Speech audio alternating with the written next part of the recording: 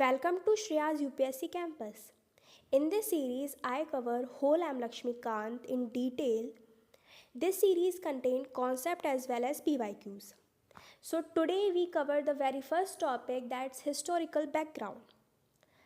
So constitution बनने से पहले हिस्ट्री क्या थी, क्या बैकग्राउंड था, वो इस वीडियो के अंदर हम पढ़ेंगे।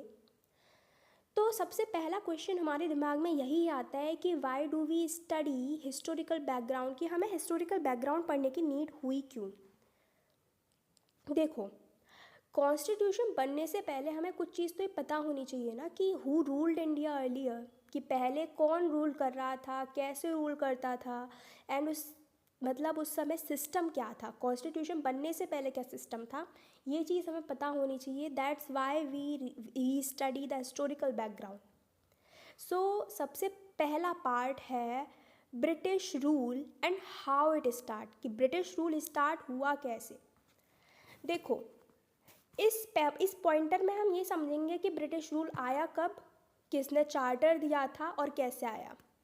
देखो, ब्रिटिश रूल खाली इंडिया में ही नहीं आया।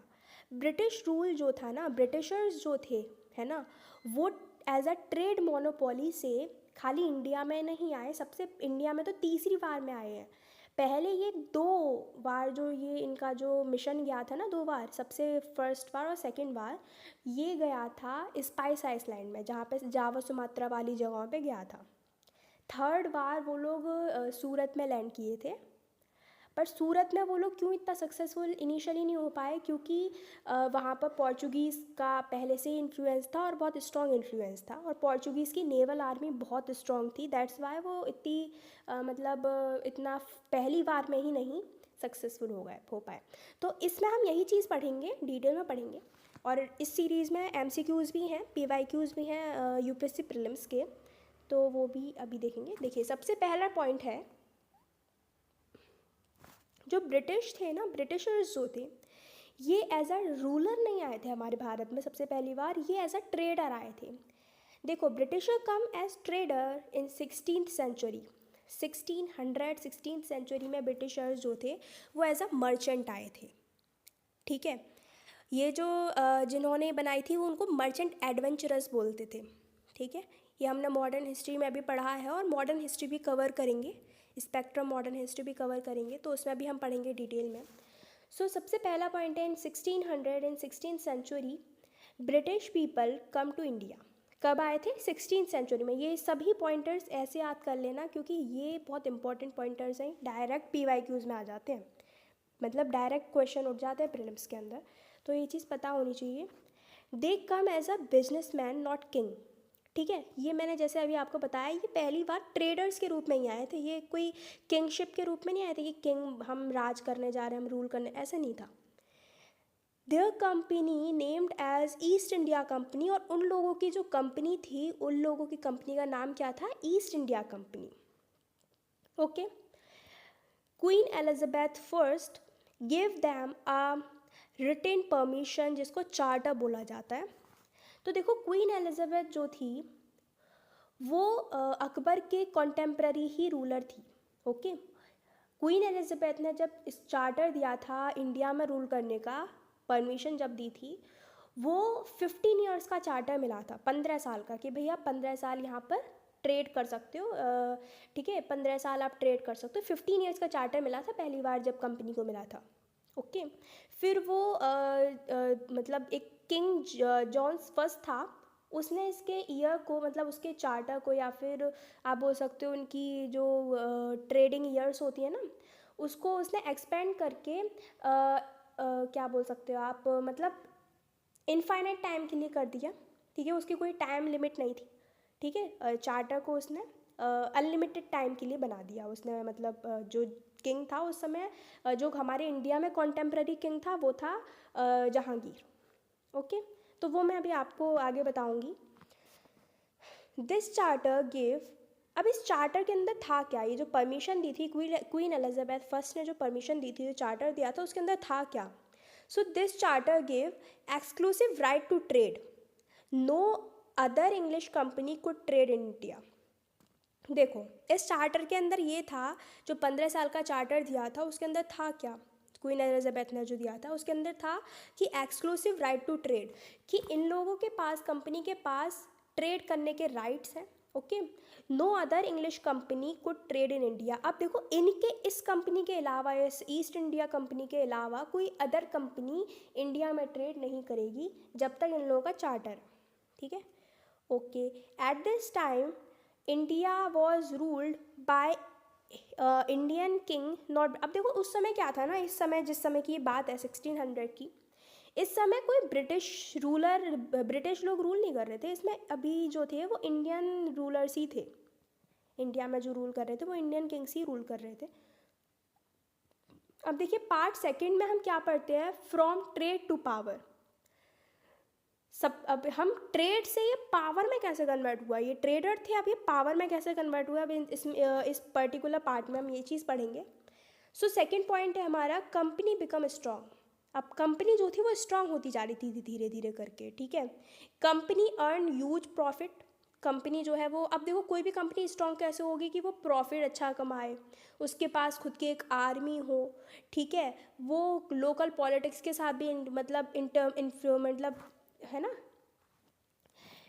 And they fought battle with Indian rulers. अब ये बैटल अगर लड़ सकते हैं that means they become powerful, मतलब वो बैटल लड़ रहे हैं रूलर्स के साथ, जहाँ पे वो आए हैं ट्रेड करने, उन्हीं से बैटल लड़ रहे हैं, दैट मीन्स कि वो बहुत पावरफुल हो चुके हैं, ठीक है। तो ये कुछ हमारे कंपनी बिकम स्ट्रॉन्ग, अभी ये कुछ उनके आप बोल सकते हो एक तरीके से सिम्टम्स थे कि भाई कंपनी स्ट्रांग हो चुकी है, कि वो बहुत प्रॉफिट कमा रही है, उसकी खुद की एक आर्मी है, ठीक है, और वो भाई इंडियन रूलर्स के साथ फाइट कर रहे हैं, ठीक है, फॉट बैटल्स। अब देखो यहाँ पर बहुत जो सबसे इम्पॉर्टेंट, एक बहुत इम्पॉर्टेंट ये पॉइंटर आ रहा है थर्ड वाला, बैटल ऑफ बक्सर एंड दीवानी। देखो दीवानी एज आ आप बोल सकते हो ब्रिटिशर्स को, जैसे हम पहले नहीं होता था किंग जीता तो जहाँ का मतलब जहाँ दो, जैसे दो जगहों पे बैटल हो रही है, अब वो अगर किंग जीत जाता था तो वो पर्टिकुलर जगह उसको मिल जाती थी एज आ आप बोल सकते हो रिवॉर्ड। वैसे ही बैटल हुई थी कंपनी की, ठीक है, कंपनी मतलब ईस्ट इंडिया कंपनी की बैटल हुई थी 1764 के अंदर, जिसको हम बैटल ऑफ बक्सर बोलते हैं, और किसके साथ हुई थी, मुगल एम्परर शाह आलम सेकंड के साथ हुई थी, ठीक है, जिसमें कि शाह आलम सेकंड को कंपनी ने बहुत बुरी तरह डिफीट कर दिया था। और 1765 के अंदर उन लोगों को दीवानी ग्रांटेड हो गई थी, मतलब दीवानी उन लोगों को मिल गई थी। अब दीवानी क्या होती है वो मैं अभी बताऊंगी आपको, ठीक है। अब दीवानी होती क्या है, ये जो इनको मिली है कंपनी को, दीवानी होती क्या है, what exactly is diwani. Diwani means right to collect revenue tax, right to manage civil. अब देखो दीवानी का मतलब ये होता है कि इन लोगों के पास राइट आ जाता है, इन लोगों के पास एक राइट, सबसे पावरफुल राइट आ जाता है रेवेन्यू कलेक्ट करने का, टैक्स कलेक्ट करने का, and right to manage civil justice. और ये लोग सिविल जस्टिस को भी मतलब मतलब जस्टिस समझ रहे हो ना, उसको भी इन लोगों के पास राइट आ गया कि भाई टैक्स यही सबसे बड़ा राइट है भाई ये, मतलब तुम किसी की इकोनॉमी पर रूल कर रहे हो, revenue is a part of economy, तो इकोनॉमी पर रूल कर रहे हैं, दैट्स अ ह्यूज राइट। अब ये राइट कहाँ कहाँ किस किस एरिया में था ये ज़रा याद कर लो। तो ये राइट जो था ये बंगाल, बिहार, उड़ीसा, इसकी एक ट्रिक बता देती हूँ, BBO, B for Bengal, B for Bihar, O for Orissa. तो इसके ये ट्रिक के अकॉर्डिंग याद कर लेना, BBO में इनका ये राइट चलता था।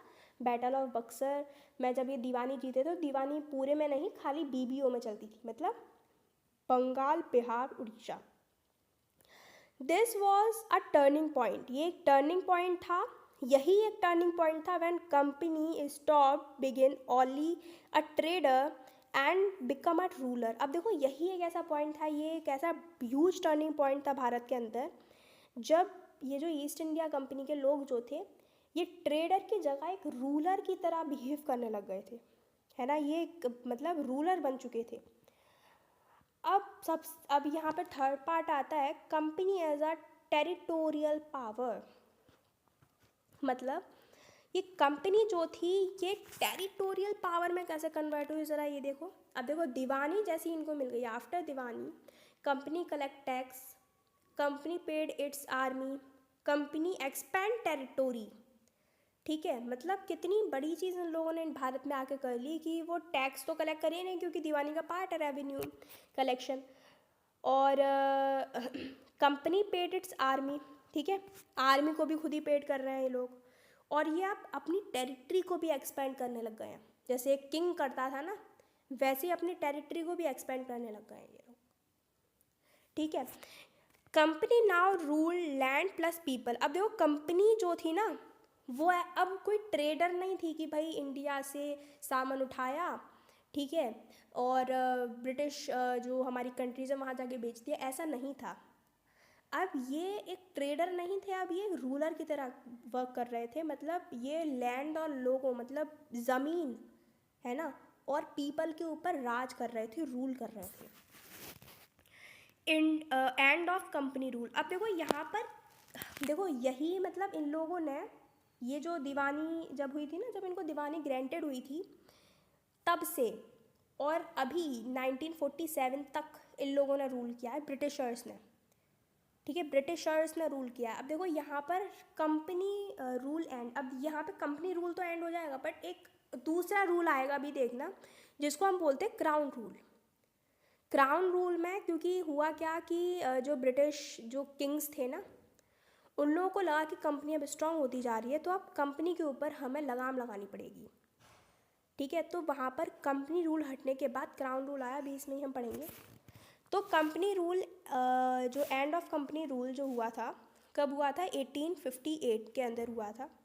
Revolt of 1857। अब यहाँ पर एक बहुत इंपॉर्टेंट रिवॉल्ट है, ये मैं पूरा ये जो रिवॉल्ट है ना 1857 का, ये मैं एक वीडियो में कवर करूँगी, तो इसको अभी नहीं बता रही मैं। 5th पॉइंट पे डायरेक्ट जंप करते हैं। So company government of India act 1858, ये एक एक्ट था, गवर्नमेंट ऑफ इंडिया एक्ट 1858 में। इसमें क्या था, ईस्ट इंडिया कंपनी अबॉलिश, मतलब ईस्ट इंडिया कंपनी अबॉलिश हो चुकी थी। ब्रिटिश क्राउन टुक डायरेक्ट कंट्रोल, ब्रिटिश क्राउन ने डायरेक्ट कंट्रोल कर लिया था। मैं ब्रिटिश क्राउन भी बताऊंगी क्या होता है, ठीक है। ब्रिटिश क्राउन ने डायरेक्ट कंट्रोल कर लिया था। Queen Victoria become the ruler of India. This is called crown rule. अब देखो होता क्या है, कंपनी रूल मतलब कंपनी रूल कर रही है। क्राउन रूल का मतलब क्या, क्राउन कौन लगाता है, क्राउन एक रूलर, एक क्वीन या एक किंग लगाता है, ठीक है। बट दैट मीन्स कि क्राउन रूल का मतलब है कि एक रूलर रूल करेगा। अब भारत में कोई कंपनी रूल नहीं चलेगा, अब ये रूलर, क्राउन रूल का मतलब एक रूलर रूल करेगा। और उस समय जो ब्रिटिश की जो आप बोल सकते हो रूलर जो था, वो थी क्वीन विक्टोरिया। अब क्वीन विक्टोरिया इंडिया की रूलर बन चुकी है, ठीक है। अब यहाँ पर आता है पार्ट 5th। पार्ट 5th में हम क्या देखते हैं, British company, British rule and its impact. अब देखो ज़रा ब्रिटिश रूल और उसके इम्पैक्ट ज़रा देख लेते हैं कि ब्रिटिश रूल और उसके इम्पैक्ट क्या रहे। So British continue till 1947। मैंने जैसे भी बताया 15 अगस्त 1947 तक ब्रिटिश का रूल चलता रहा इंडिया में, जब तक हम आज़ाद नहीं हुए, जब तक हमें इंडिपेंडेंस नहीं मिल गई। During this time British include, इस समय तक ब्रिटिश जो लोग थे उनके अंतर्गत उनके वो क्या लोग रखते, मतलब उनके रूल के अंदर क्या क्या चीज़ आती थी। सबसे पहला centralised administration, okay, modern code, civil services, written laws, police system. मतलब ये जो ब्रिटिश रूल के अंदर, जो ब्रिटिश जो रूल था उसके अंदर क्या क्या चीज़ आती थी भारत के अंदर, ये सारी चीज़ें जो होती थी वो ब्रिटिश रूल के अंदर होती थी, ठीक है। Centralise administration, modern code, civil जो सिविल सर्विसेज के आप लोग तैयार कर रहे हैं IAS IPS, वो सिविल सर्विसेज के अंदर ही आता है। Written laws, police system, these system later influence Indian constitutions, ठीक है। यही सिस्टम जो थे ना, जो ब्रिटिशर्स जो यूज़ कर रहे थे सिस्टम, वही सारे सिस्टम इंडिया के कॉन्स्टिट्यूशन में भी आ गए थे और अभी भी हैं ये सब चीज़ें। पार्ट 6 में आता है independence and need for constitution. तो इंडिपेंडेंस हमें कब मिली, 15 अगस्त 1947 के अंदर हमें इंडिपेंडेंस मिली थी। दैट मीन्स कि ब्रिटिश रूल एंड हो चुका था उस समय और इंडिया एक फ्री कंट्री बन चुका था। बट इंडिया कंप्लीटली फ्री नहीं फील कर रहा था, क्योंकि उसके पास एक rules regulations, right, duty, government structure, ये कुछ नहीं था। ठीक है, फ्री तो हो गए थे बट उसको कैसे चलाना है भारत को वो कुछ नहीं पता था इंडिया को। तो बट मतलब फ्री थे बट कम्प्लीटली फ्री नहीं थे।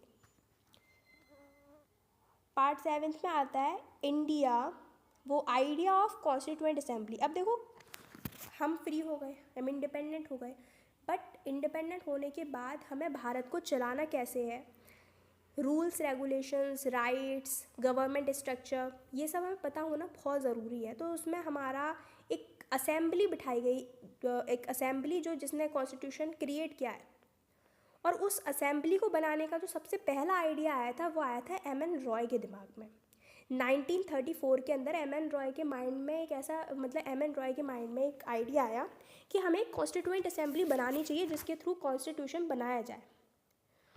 तो फर्स्ट पर्सन टू सजेस्ट, क्या सजेस्ट किया था उसने, Indian should write their own constitution. उन्होंने क्या सजेस्ट किया था, उन्होंने ये सजेस्ट किया कि इंडियंस को अपना कॉन्स्टिट्यूशन खुद ही लिखना है, खुद ही लिख, क्योंकि हम इंडियंस, अब ये हमारा मतलब अब हम रहेंगे इस भारत के अंदर, कोई ब्रिटिशर्स नहीं हम पर रूल करेंगे, तो हम अपना कॉन्स्टिट्यूशन खुद ही लिखेंगे, ब्रिटिशर्स के दिए हुए रूल्स एंड रेगुलेशन हम नहीं मानेंगे। दिस आइडिया लेटर एक्सेप्टेड, तो ये आइडिया बाद में एक्सेप्ट भी किया गया। So that is part 5 constituent assembly 1946। ठीक है, अब ये जो कॉन्स्टिट्यूएंट असेंबली फॉर्म्ड हुई, उनके दिमाग में आइडिया आया 34 के अंदर, बट 46 में ये फॉर्म हुई 1946 के अंदर, जिसमें मेंबर्स थे। मेंबर्स कौन कौन थे वो ज़रा देखो, फ्रीडम फाइटर्स थे इसके अंदर, लॉयर्स थे, थिंकर्स थे। दे डिसाइडेड, अब उन लोगों ने क्या मतलब they discuss right of people, power of government, की पीपल लोगों का राइट क्या है, गवर्नमेंट की पावर्स क्या क्या है, वो सब डिस्कशन चल रहा था उस टाइम। उसके अकॉर्डिंग ही कॉन्स्टिट्यूशन बना। पार्ट 9 के अंदर कॉन्स्टिट्यूशन कम इनटू फोर्स। अब कॉन्स्टिट्यूशन फोर्स में कब आया, अब देखो, ड्राफ्टिंग टुक नियरली 3 ईयर्स। जो कॉन्स्टिट्यूशन का जो ड्राफ्ट था ना, उसने लगभग 3 साल लिए कॉन्स्टिट्यूशन बनने में, ड्राफ्ट होने में, और बनने के बाद वो 26 जैन 1950 के अंदर हमारा कॉन्स्टिट्यूशन हमें मिल गया। और उसके बाद हम कम्प्लीटली फ्री फील कर रहे थे, क्योंकि हमारे पास एक गवर्नमेंट चलाने का स्ट्रक्चर था कि हमारे पास क्या रूल्स एंड रेगुलेशंस हैं, हमारे राइट्स क्या हैं वो हमें पता थे। ठीक है, तो अब हम रिपब्लिक फील कर रहे थे। दैट्स वाई इस दिन रिपब्लिक डे बनाया जाता है, इंडिया बिकम रिपब्लिक। अब यहाँ पर इस पर्टिकुलर जो मैंने अभी आपको टॉपिक्स पढ़ाए उससे रिलेटेड यहाँ पे PYQs हैं प्रीलिम्स के। उसी मतलब मैंने अभी कंप्लीट बैकग्राउंड नहीं पढ़ाया, बैकग्राउंड मैं दूसरी नेक्स्ट वीडियो में पढ़ाऊँगी, बट इस जो मैंने जितना आज पढ़ा है उससे रिलेटेड यहाँ पे PYQs हैं, वो करते हैं।